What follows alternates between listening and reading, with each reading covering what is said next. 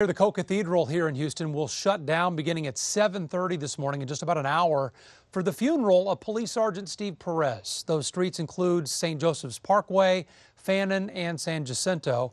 Sergeant Perez drowned in flood water while trying to report for his duty on August 29th. Reporter Michelle Choi joins us now from the Co-Cathedral downtown to tell us how Sergeant Perez will be remembered later this morning. Michelle?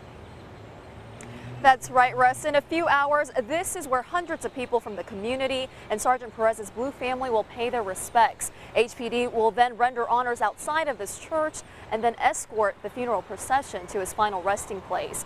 Now, 2 weeks ago, Sergeant Perez died while on his way to work during Harvey. He spent his final hours trying to make roll call and save flooding victims.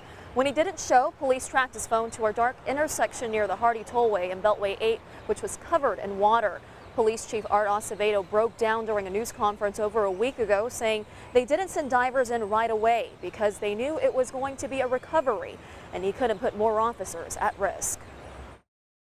Having to make the decision to leave them there that night in that muddy water, that was tough.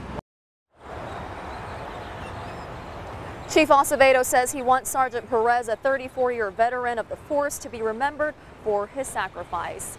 Now, Sergeant Perez's funeral service is set to start at 9:30 this morning. His body will be laid to rest in a private service at the Houston National Cemetery. Guys, back to you.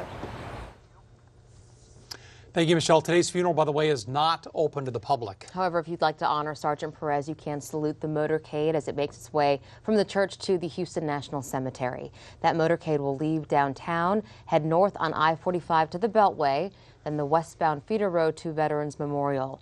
The procession is scheduled to start at 11:30 this morning, arriving at the cemetery around noon.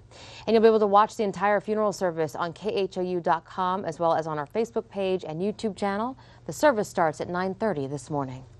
Texas Attorney General Ken Paxton is